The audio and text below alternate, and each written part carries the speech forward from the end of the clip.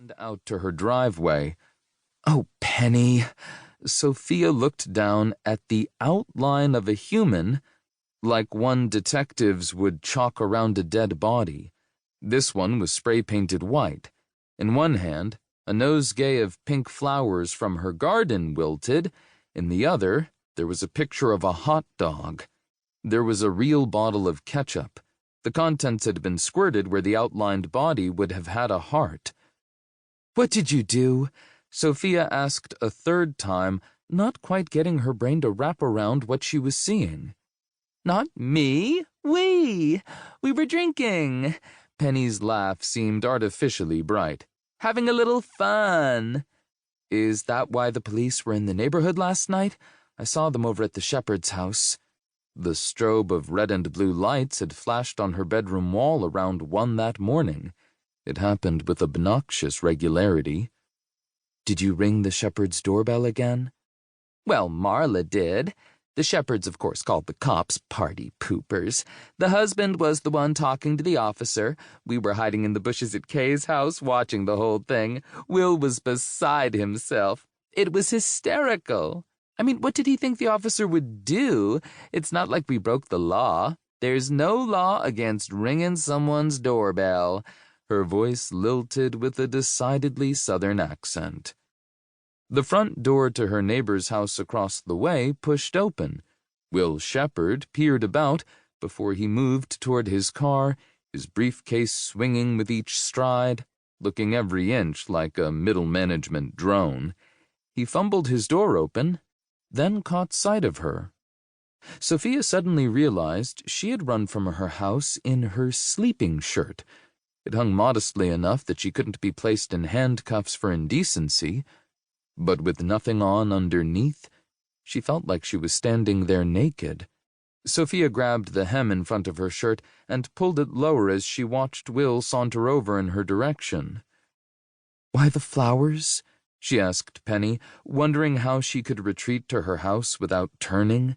Sophia wasn't in the mood to commiserate with Will, and he was heading down the hill toward her yard. "After the police left, we thought it would be funny if you found an outline on your drive and wondered if someone had been killed on your property." "Seriously?" Sophia backed up a step. "You think that scenario is funny? My children are going to see this.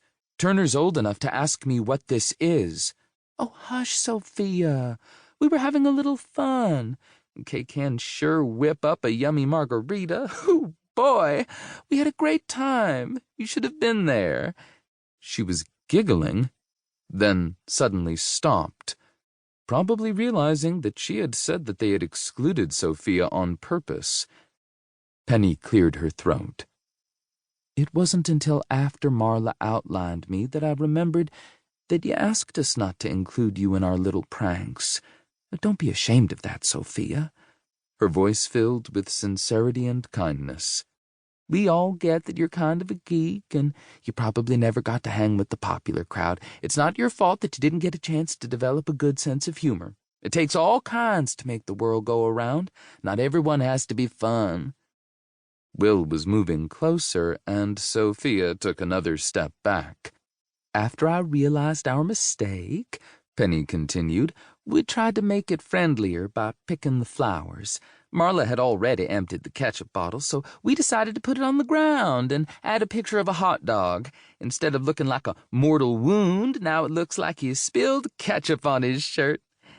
She laughed heartily, then took a deep breath followed by a hum. Sophia stared at the receiver in her hand, a scowl creasing her face. She meant to count all the way to 10 before she spoke, but by the time she said 3 in her head, she was spitting out, "Get it off my driveway." The numbness of being woken up and finding the strange display was wearing off, quickly replaced with a healthy dose of anger. Sophia took a third step back and looked behind her, realizing how far she was from her front door. "I mean it, Penny. Today, before I get home." She was using her mommy's voice, the one she thought would get the job done. Sophia held up a hand like a stop sign, hoping Will would stay where he was. "I have to go," she told Penny.